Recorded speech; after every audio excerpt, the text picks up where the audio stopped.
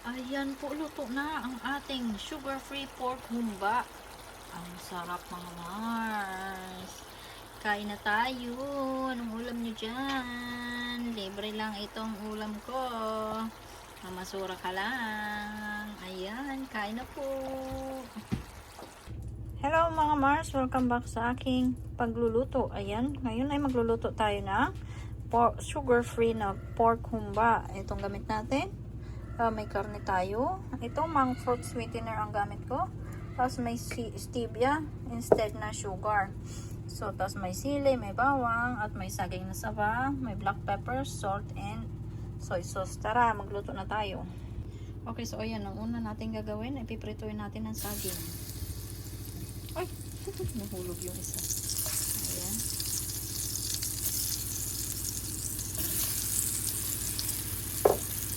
Prituin natin ang saging.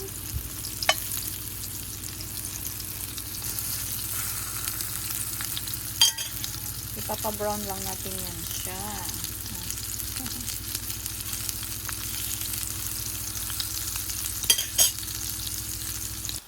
Okay, so ayan, brown na siya mga Mars. Hinaan ko ang apoy.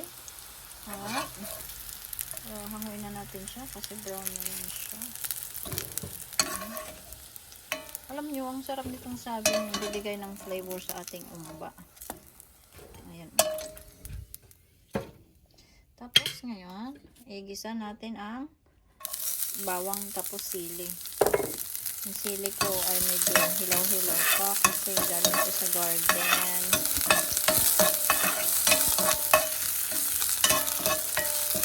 Ang bango. Ang bango-bango ng bawang.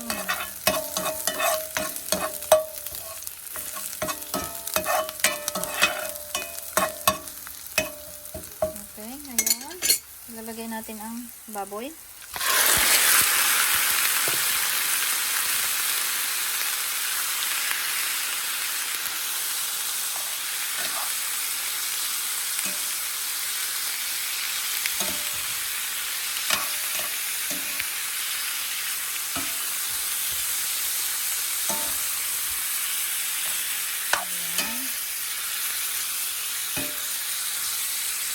Lagyan natin siya ng tawyo ba?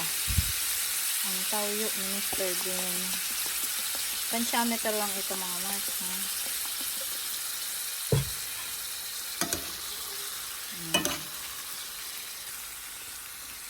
Tawyo at paminta. Lagyan natin paminta. Ayan, may paminta na siya. At ilalagay ko na itong mang fruit sweetener ko. Ayan. Brown mang fruit yan. Ito ay anong tawag nito? Sugar free version. Kasi hindi kami naggagamit ng asukal mga Mars.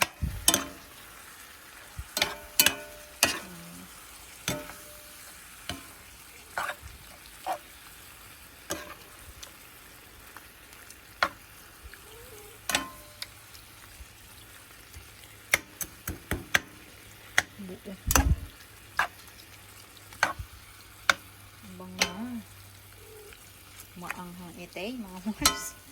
Naamoy ko yung anghang niya.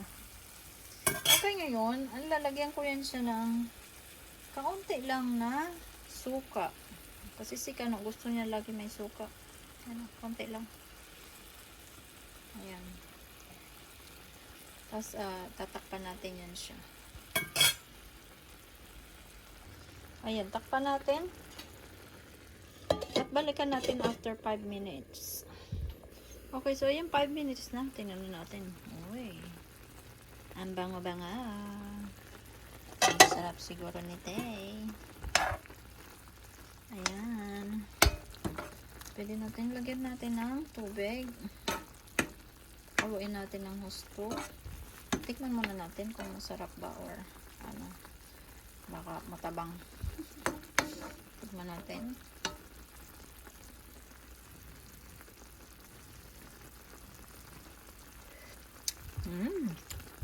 Hala, ang sarap ng mga Mars. Lagyan ko ng kaunting asin yan.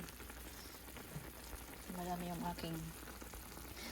yung aking sweetener na nailagay. Pero okay lang. Masarap ang umba pag medyo matamis, diba? Ayan, lagyan natin kaunting salt.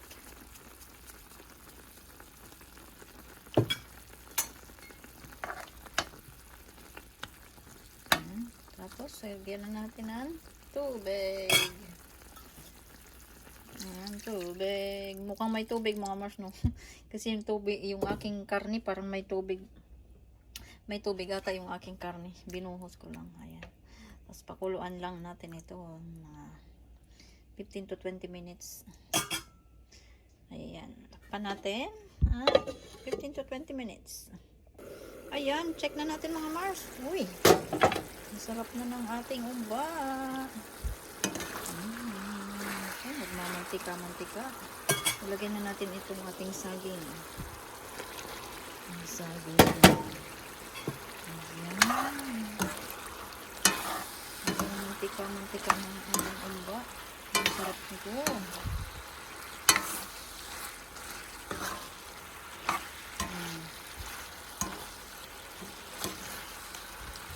Tuwin pa natin ng siguro mga 5 minutes para yung flavor ng ano to, yung saging ay ano,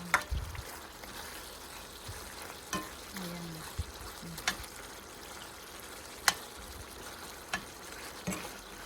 Tuwin natin ng another 5 minutes para lumabas yung flavor ng ating saging. Ayan. Ang sarap mga Mars. Excited na naman si Manay kumaon. Ayan ang Manay. Ayan mga Mars. Ayan na. Kumain na tayo. Ayan ang umba ni Manay. Excited na naman kumain si Manay.